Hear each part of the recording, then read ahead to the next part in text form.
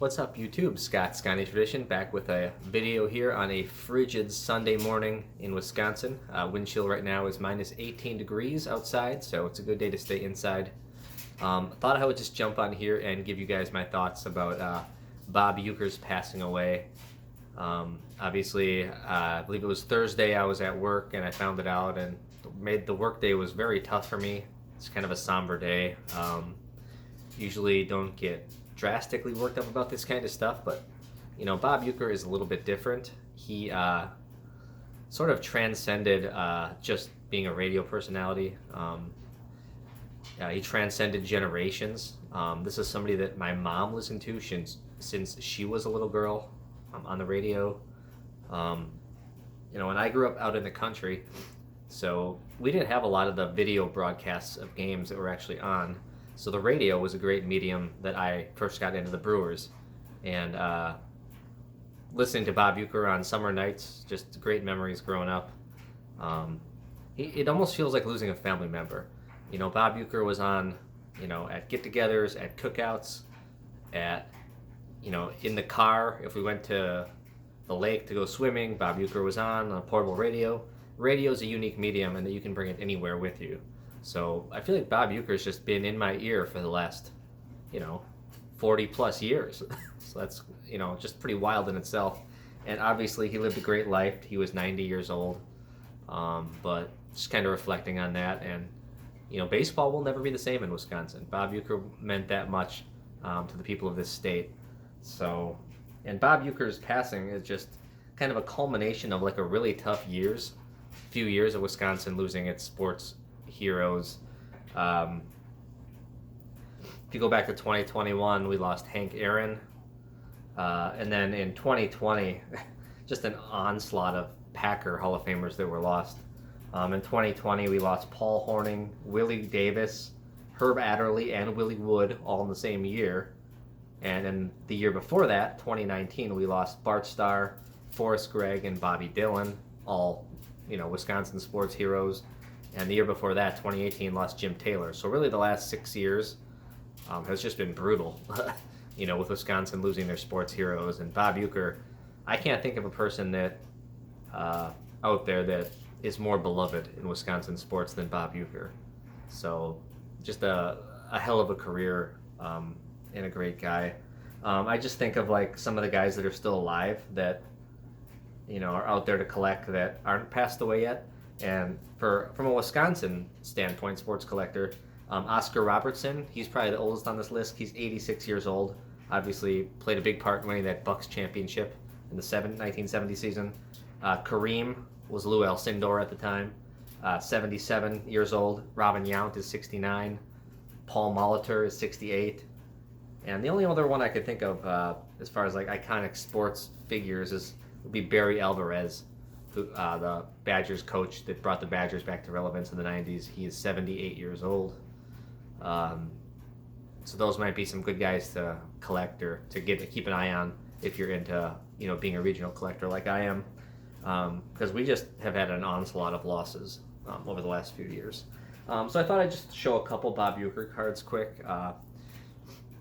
This is one I picked up this past year, and it was for this very reason, because I knew he was getting close to passing away.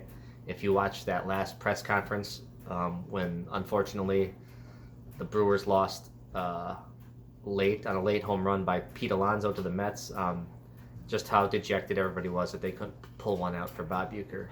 And once I heard that, I'm like, I gotta make sure I get a card of this guy because he's not going to be around that much longer. And sure enough, he passed away due to lung cancer complications just a couple days ago. So here's a 63 Topps signed autograph card of Bob Uecker. I would love to send this in for the full authentication. It just has trading card on there, which I personally do not like, but it is what it is. And then here's a few I had before. Here's a great example from 65 Topps. It's a baseball set I really like. This one's in the grade of an 8, so a real nice card there.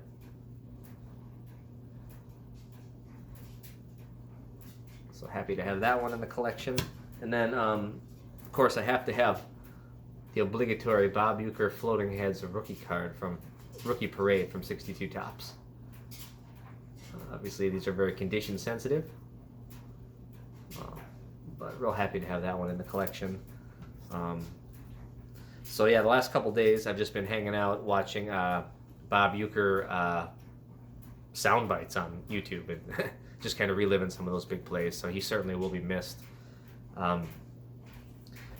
With that being said, I do kind of want to let everybody know that just before I'm doing this video, I was on with Ray from Philly and with Bart, and this is our 3rd annual Football Card Hall of Fame ballot that we're going to do. So the first year was 2023, and 10 cards got in on that ballot, and then 2024 we let 10 more in.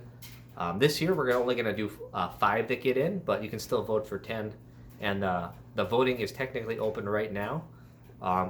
After I post this video, at least maybe later this morning, by later this morning for sure, I will put a link in the description so you can click on that and go on over and watch the video that Bart and I and Ray did, where we kind of just go through all the cards on the ballot. There's 45 of them, and we talk about the cards, why they're significant, why they're on the ballot, you know, what cards fell off and what cards made it the last couple years. Really fun thing that we do every year. Last year it had we really had a very successful year with it, and a number of people that voted. So I hope that that continues, and everybody takes the time to learn about some of these great football cards that are out there to go get. So I will definitely post that video here coming up soon. Otherwise, stay warm. Hopefully you guys have a great day. Watch some football. I was shocked that the Lions lost last night to Washington. Did not have that on my bingo card. The first game, the Chiefs, you know, they definitely got some favorable calls in that game, I would say. Not sure that's the only reason that they won. I think the Texans did make some mistakes along the way as well, but that was not unexpected. But the Lions, to get almost a 50 burger put up on you at home and all those turnovers, like, that was a bit surprising to me. And who knows, we could have Commanders and Rams, for all I know, in the NFC Championship games, which I don't think anybody had. At this point, I think I'm rooting for the Bills. Like, I just would love to see Buffalo. I like Josh Allen as a quarterback, and I'd love to see him get over the hump at some point. But they got a real tough game against the Ravens today. We'll see how that one goes. But looking forward to watching some football today. Hopefully you guys are all doing well. Not a lot of pickups for me coming in. I think it's been a month since I've had anything come in. Usually this time of year, I do slow down a little bit and kind of reacclimate things before I kind of dive into the year. So that's what I'm doing now. So hopefully you guys all enjoyed the video. It's also YouTube Sports Card Hall of Fame season, so make sure to get out and vote for that. That goes through the end of January. I'm sure I'll have my ballot at some point here in the next week or so. And please, if you can, for the sake of Jake, Legends Never Die, put a list of the 10 channels you vote for either in your description or in your comments, or just send them to Jake, because it makes it a lot easier on him. He had almost 150 ballots last year to go through, so to watch every one of those videos would be absurd. So do your best to help him out and just make it easy on him. So thanks everybody for watching, and we'll talk to you again soon.